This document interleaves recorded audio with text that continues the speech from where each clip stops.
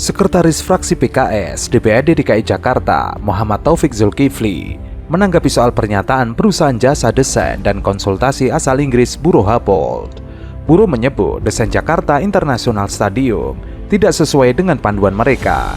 Buro menyebut pihak yang meminta agar terlibat dalam proyek JIS adalah Jakarta Konsultindo. Adapun Jakon merupakan anak perusahaan dari BUMD DKI Jakarta, PT Jakarta Propertindo. Taufik menyampaikan dirinya sudah bertanya kepada Jakpro soal pernyataan Buro Happold terkait JIS tidak sesuai dengan desain konsultasi asal Inggris tersebut. Menurutnya, yang dimaksud tidak sesuai itu bukan infrastruktur bangunan dan lapangan. Yang dimaksud Jakpro dengan tidak sesuai dengan desain awal itu bukan si gedungnya atau stadionnya, tapi memang hal-hal yang melingkupi yang menjadi tanggung jawab dari Buro Happold. Taufik menyampaikan, salah satunya yang dimaksud upaya menghadirkan pelaku UMKM yang akan dikelola warga sekitar JIS.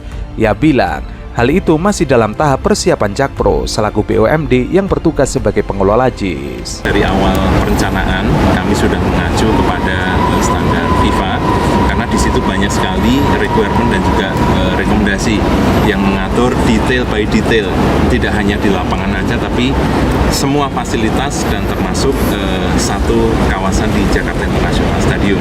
Penonton itu masuk melalui rem ya, kedua buah rem barat, rem timur dan terhubung langsung dengan concourse stadium, di mana di situ ada kurang lebih 53 pintu keliling ya dari segala penjuru, timur, selatan, barat dan utara.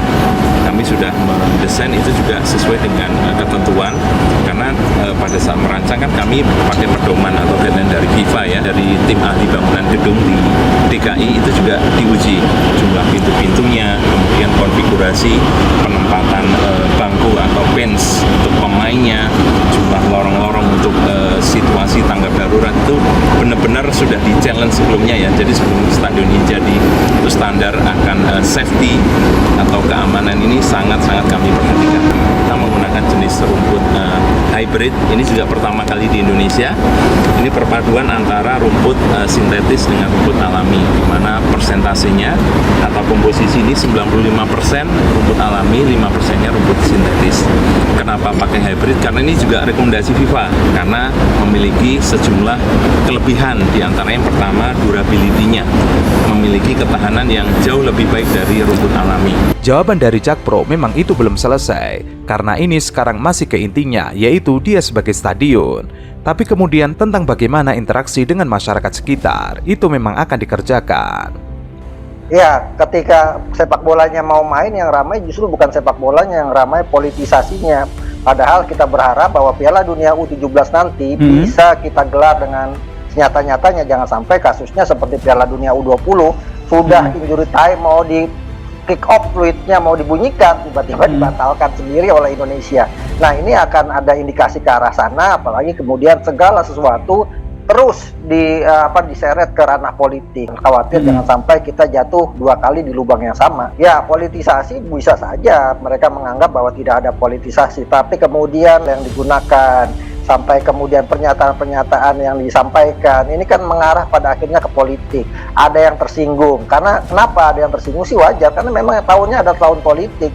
Piala Dunia U17 digelar pada 10 November sampai 2 Desember. Sementara di waktu yang hampir bersamaan ada agenda politik besar, pendaftaran calon presiden pada 19 Oktober sampai 25 November. Benturan-benturan ini yang mungkin akan terjadi, apalagi misalnya yang yang memproduksi atau mendirikan JIS kan kemudian menjadi calon presiden Republik Indonesia. Kemudian juga bisa jadi Pak Erick Thohir jadi calon wakil presiden Republik Indonesia, sehingga kemudian aroma politiknya menjadi kental. Lebih baik kita fokus saja ke Piala Dunia. Kenapa? Karena sejatinya kalau kita mengarah ke Piala Dunia harusnya adanya kesepakatan bahwa kita semua sepakat jangan lagi sepak bola ditarik ke ranah politik. Karena kalau kemudian intervensi politiknya terlalu tinggi, ini akan jadi Piala Dunia kedua yang gagal di Indonesia digelar gitu setelah Piala Dunia U20. U20 gelar kan batal digelar karena urusan politik. Sebelumnya, Buro Happold buka suara terkait polemik JIS yang dinilai masih banyak kekurangan,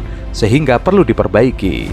Dalam keterangannya, Buro mengaku tidak terlibat dalam mendesain JIS, baik dari segi konstruksi maupun mendesain stadion. Buro Happold menjelaskan pihak yang membuat panduan desain serta jasa konsultasi JIS, yaitu Jakon. Buruh Happold pernah diminta Jakon membuat panduan desain serta memberikan jasa konsultasi pada Desember 2018 hingga Maret 2019. Buruh Happold juga menjelaskan ruang lingkup yang dilakukan pihaknya dalam membuat panduan sesuai dengan permintaan Jakon. Hal itu terkait dengan persiapan pembuatan panduan desain, kemudian membuat penilaian soal teknis dan komersial, lalu konsep rencana induk untuk area di sekitar stadion, serta jalan implementasi. Selama masa pembuatan panduan itu, perusahaan memastikan agar desain seluruh aspek yang berkaitan dengan standar FIFA terpenuhi. Sementara itu, Ketua Fraksi Partai Golkar DKI Jakarta, Basri Baco, menilai polemik JIS atau Jakarta International Stadium yang telah menjadi komoditas politik memang sengaja digunakan untuk menutupi kasus mega skandal Menara Base Transceiver Station yang menjerat mantan Menteri Komunikasi dan Informatika Johnny G. Plate. Baco mengatakan dapat memaklumi jika polemik JIS memang sengaja dibesar-besarkan, mengingat sudah mendekati pemilu dan JIS dibangun semasa Anies Baswedan menjabat Gubernur DKI Jakarta. Menurut Sekretaris DPD Partai Golkar DKI Jakarta, memasuki tahun politik, semakin banyak isu karbitan yang sengaja diolah pihak tertentu. Sementara itu, anggota DPRD DKI Jakarta, fraksi PDIP menilai adanya malpraktek dalam pembangunan Jakarta International Stadium. PDIP mengatakan hal itu dilihat dari rumput JIS yang dibangun secara tidak sesuai. PDIP mengatakan ini menunjukkan bahwa ada persoalan fundamental mendasar tentang malpraktek perencanaan. Bukan hanya saja sarana prasarana yang tidak terpenuhi secara standar, namun fungsi inti stadion yaitu rumput stadion juga dibangun secara tidak becus. Menurutnya wajar jika rumput JIS nantinya tidak masuk ke standar FIFA. Ia pun menyesalkan adanya malpraktek dalam pembangunan JIS. Ini kan masalah teknis sebenarnya. Kalau dikatakan bahwa ini tidak sesuai dan itu harus diganti dan seterusnya, itu jadi harusnya secara teknis dilaporkan kepada yang meminta jasa konsultasi, ya, yaitu Jakon atau kemudian Jakpro. Saya minta supaya Jakpro, oke, kalau gitu silahkan dibuat surat ya. Pertanyaannya sebenarnya apa yang dipermasalahkan. Nah, mereka agak meraba-raba, mereka bilang memang kalau rekomendasi dari Buruh Happold antara lain adalah bagaimana membuat sebuah stadion itu inklusif, ya. Bukan meraba-raba artinya apa sih yang dimasalahkan oleh Buruh Happold apa gitu ya. Selain itu, PDIP mengatakan aspek asupan sinar matahari tidak merata, termasuk menyempurnakan malpraktek pembangunan JIS. PDIP menyebut ketidakmampuan pembangunan JIS juga ditunjukkan dengan tata ruang masuk dari parkiran. Menyempurnakan ketidakbecusan yang selama ini ditunjukkan dengan tata ruang masuk dari parkiran, tribun penonton yang sempat roboh, maupun ketersediaan pintu-pintu masuk stadion yang pernah dialami Stadion Kanjuruhan Malang. Lebih lanjut, ia menyebut perlu adanya audit total terkait pembangunan JIS. Selain itu, perlu disiapkan jangka pendek dan jangka panjang terkait renovasi JIS. Jangka panjang tentunya mengganti total rumput dengan standar internasional dengan rekomendasi para ahli pakar.